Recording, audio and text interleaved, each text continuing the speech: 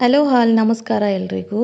ನವರಾತ್ರಿ 5ನೇ ದಿನ ಸ್ಕಂದ ಮಾತ ಕಲರ್ ಬಂದ್ಬಿಟ್ಟು ಇವತ್ತು ವೈಟ್ ಕಲರು ಬಿಳಿ ಬಣ್ಣ. ಸೊ ಸ್ಕಂದ ಮಾತಂಗೆ ಪೂಜೆ ಇವತ್ತು ಸಲ್ಲಿಸಲಾಗುತ್ತೆ. ಸೊ ಕಲ್ಲರು ಎಲ್ಲರೂ ವೈಟಲ್ಲಿ ಇವತ್ತು ಏನು ಶುಭ್ರವಾಗಿ ಇರ್ತಾರೆ.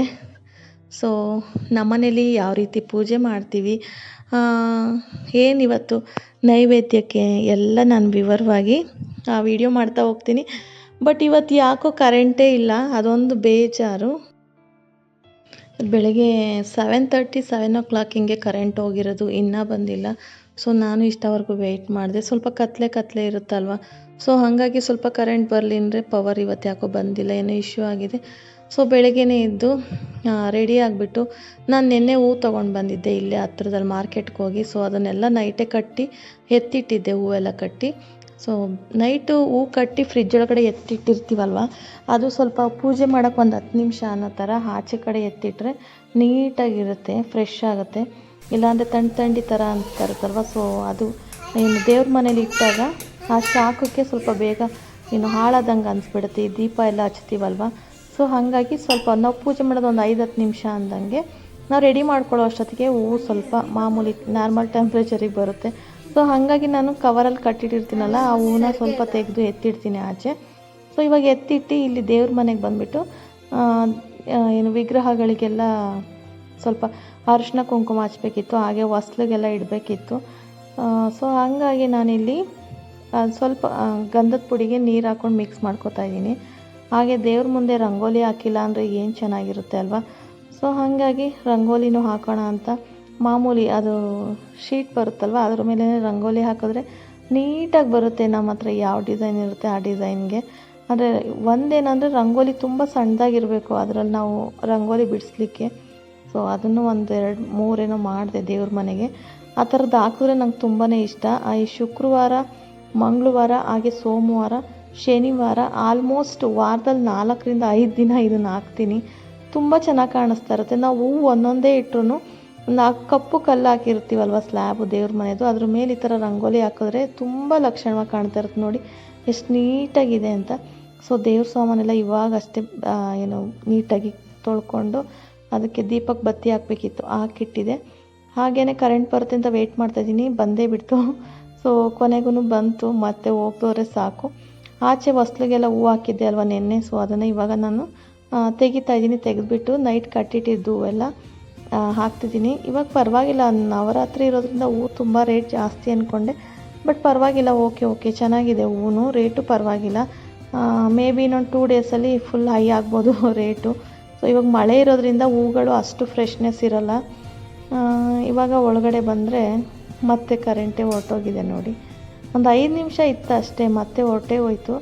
ಸೊ ಅದು ಬರೋವರೆಗೂ ನಾನು ಕಾಯೋಕ್ಕಾಗಲ್ಲ ಅಂತ ಹೇಳಿ ಸರಿ ಪೂಜೆ ಮಾಡ್ತಾಯಿದ್ದೆ. ಇವತ್ತು ವೈಟ್ ಕಲರ್ ಸ್ಕಂದ ಮಾತ ವೈಟ್ ಕಲರ್ ಆಗಿರೋದ್ರಿಂದ ಬಿಳಿ ಸೇವಂತಿಗೆ ತಂದಿದ್ದೆ. ನಾನು ದುಂಡು ಮಲ್ಲಿಗೆ ಹಾಕ್ಬೇಕು ಅಂದ್ಕೊಂಡೆ, ನೆನ್ನೆನೇ ಹಾಕ್ಬಿಟ್ಟಿದ್ದೆ ಸೂಜಿ ಮಲ್ಲಿಗೆ. ಇವತ್ತೇ ಹಾಕಿದ್ರೆ ಅದು ಚೆನ್ನಾಗಿ ಅನಿಸಲ್ಲ, ಇವತ್ತು ಅದೇ ಥರ ಹೂವು ಆಗುತ್ತೆ ಅಂತ ವೈಟ್ ಕಲರು ಸೇವಂತಿಗೆ ಇತ್ತು. ತುಂಬ ಚೆನ್ನಾಗಿದೆ, ಫ್ರೆಶ್ ಆಗಿದೆ. ನೀವು ನೋಡ್ತಾ ಇದ್ದೀರಲ್ವ ನೋಡಿ, ಆ ಮಧ್ಯಕ್ಕೆ ನಾನು ಕುಂಕುಮ ಇಡ್ತೀನಲ್ವ ಬೊಟ್ಟು ಥರ, ತುಂಬ ಚೆನ್ನಾಗಿ ಕಾಣಿಸ್ತಾ ಇರುತ್ತೆ ಹೂವು ಇಟ್ಟಾಗ. ನಾವು ತುಂಬ ಹಾರ ಮಾಡೋದಕ್ಕಿಂತ ಒಂದೊಂದು ಇಟ್ಟು ಈ ಥರ ಅಲಂಕಾರ ಮಾಡಿದ್ರೆ ತುಂಬ ಚೆನ್ನಾಗಿ ಕಾಣುತ್ತೆ. ಸೊ ನೋಡಿ ಹೂವೆಲ್ಲ ಎಷ್ಟು ಫ್ರೆಶ್ ಆಗಿದೆ ಅಂತ, ತುಂಬಾ ಚೆನ್ನಾಗಿತ್ತು. ಹಾಗೆ ಶಿವಲಿಂಗಕ್ಕೂ ಕೂಡ ಮುಡಿಸ್ತಾ ಇದ್ದೆ.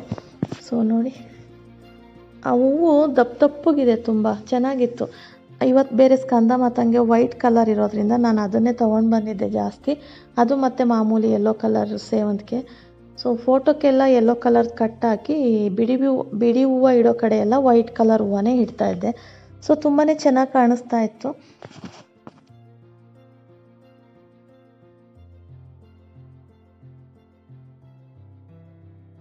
ಮೊದಲು ನಾವು ಈ ಕೃಷ್ಣನ ವಾಲ್ಗೆ ಹಾಕಿದ್ವಿ, ಅಂದರೆ ಕೆಳಗಡೆ ಮನೇಲಿದ್ದಾಗ. ಇದು ನನ್ನ ಮಗಳು ಪ್ರೆಗ್ನೆಂಟಲ್ಲಿ ನಮ್ಮ ಅಣ್ಣ ತಂದು ಕೊಟ್ಟಿದ್ರು ಪೋಸ್ಟರು ಅಯ್ಯಪ್ಪ ಸ್ವಾಮಿಗೆ ಹೋದಾಗ.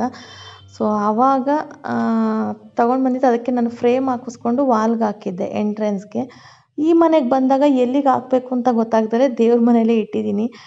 ನೋಡೋಣ ಕೃಷ್ಣ ಎಲ್ಲಿ ಹೋಗ್ತಾರೆ ನಮ್ಮ ಮನೆಗೆ, ಯಾವ ಜಾಗದಲ್ಲಿ ಏನೋ ಸ್ಟೇ ಆಗ್ತಾರೆ ಅಂತ ಸದ್ಯದಲ್ಲಿ ದೇವ್ರ ಮನೇಲಿ ಇಟ್ಟಿದ್ದೀವಿ.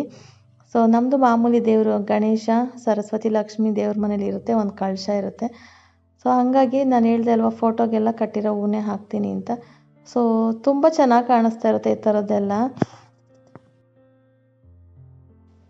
ಸೊ ಫೈನಲಿ ನಾವು ಇವತ್ತು 5ನೇ ದಿನದ ಪೂಜೆನ ಮಾಡ್ತಾಯಿದ್ದೀನಿ. ನೋಡ್ತಾ ಇದ್ದೀರಲ್ವ ಸ್ಕಂದ ಮಾತ. ಸೊ ಫುಲ್ಲು ವೈಟೇ ಇದ್ದರೆ ಅಷ್ಟು ಅನಿಸಲ್ಲ ಅಂತ ನಾನು ಫೋಟೋಗೆಲ್ಲ ಕಟ್ಟಿ ಯೆಲ್ಲೋ ಕಲರ್ ಹೂವಿಂದ ಅಲಂಕಾರ ಮಾಡಿ ಕೆಳಗಡೆ ಕಳ್ಸೋಕ್ಕೆಲ್ಲ ವೈಟ್ ಕಲರು ಸೇವಂತಿಗೆನ ಹಾಕಿದ್ದೆ. ಸೊ ತುಂಬಾ ಚೆನ್ನಾಗಿ ಕಾಣಿಸ್ತಿದೆ. ಲೈಟ್ ಇದ್ದಿದ್ರೆ ನಿಮ್ಗಿನ್ನ ಚೆನ್ನಾಗಿ ಕಾಣಿಸ್ತಾ ಇತ್ತು, ಬಟ್ ಲೈಟ್ ಇಲ್ಲ, ಹಾಗೇ ವಿಡಿಯೋ ಮಾಡಿದೆ. ಸೊ ನೋಡಿ,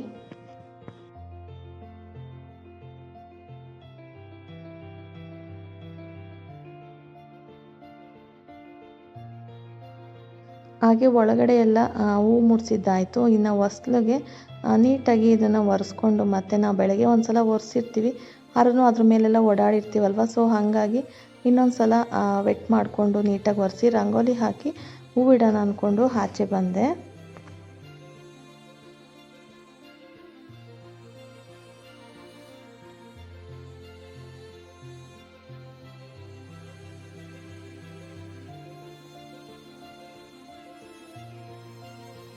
ದೇವ್ರ ಮನೆ ಮತ್ತು ಆಚೆ ಹೊಸ್ಲದಾದ್ಮೇಲೆ ಇನ್ನು ಲಾಸ್ಟಿಗೆ ನಾನು ತುಳಸಿ ಹತ್ರನೂ ರಂಗೋಲಿ ಹಾಕ್ತೀನಿ. ಸೊ ಡೈಲಿ ತುಳಸಿ ಹತ್ರ ರಂಗೋಲಿ ಹಾಕಿರ್ತೀನಿ. ನೋಡೋಕ್ಕೆ ಒಂಥರ ಖುಷಿ. ನಾವು ಏನಾದ್ರು ಮನೆಗೆ ಎಂಟ್ರಿ ಆದ್ವಿ ಅಂದರೆ ಬೋರ್ಡ್ ಬಿಡೋ ಥರ ಅನಿಸ್ತಾ ಇರುತ್ತೆ. ಈ ಥರ ರಂಗೋಲಿ ಹಾಕಿ ಒಂದು ಹೂವು ಇಟ್ರಂತೂ ತುಂಬಾ ಚೆನ್ನಾಗಿ ಕಾಣಿಸ್ತಾ ಇರುತ್ತೆ. ಏನೋ ಒಂಥರ ಮನಸ್ಸಿಗೆ ನೆಮ್ಮದಿ ಇರ್ತಾರ. ಸೊ ಹಂಗಾಗಿ ನಾನು ಬೆಳಿಗ್ಗೆನೇ ಎದ್ದ ತಕ್ಷಣವೇ ಹಾಕ್ಬಿಡ್ತೀನಿ, ರಂಗೋಲಿ ಹಾಕಿಬಿಟ್ಟು ಹಾಗೆ ಅರಿಶಿನ ಕುಂಕುಮ ಇಟ್ಟು ಹೂವು ಇಟ್ಬಿಟ್ರೆ ಸೊ ನೋಡ್ಲಿಕ್ಕೂ ಒಂಥರ ಲಕ್ಷಣವಾಗಿ ಮನೆಗೇನೋ ಒಂಥರ ಖುಷಿ ನೀಡೋ ಅಂತ. ಸೊ ತುಂಬ ಚೆನ್ನಾಗಿರುತ್ತೆ ನೋಡಿ. ಆಗೇ ಹೋಯ್ತು. ಸೊ ಇವಾಗ ಪೂಜೆ ಮಾಡಬೇಕು. ಕರೆಂಟ್ ಬಂದಿದೆಯಾ ನೋಡ್ತೀನಿ. ಸೊ ಕರೆಂಟಿನ ಬಂದೇ ಇಲ್ಲ.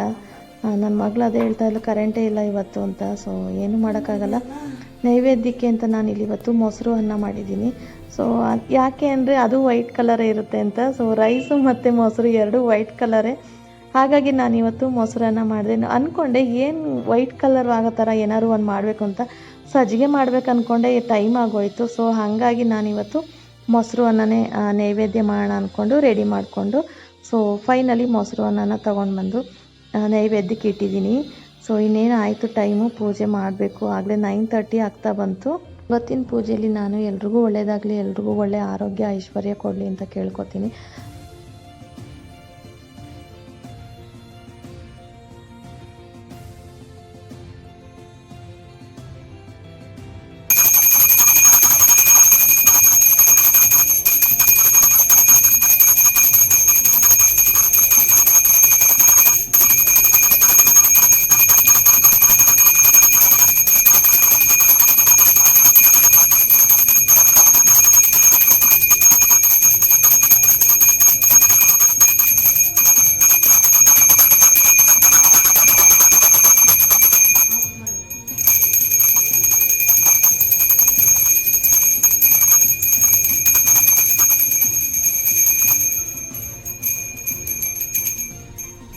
ಒಳಗಡೆ ಎಲ್ಲ ಪೂಜೆ ಮುಗಿಸಿ ಆಚೆ ಕಡೆ ಪೂಜೆ ಮಾಡೋಣ ಅಂತ ಬಂದರೆ ನನ್ನ ಮಗನ ಕಣ್ಣು ತಪ್ಸೋಕ್ಕೆ ಆಗಲ್ಲ.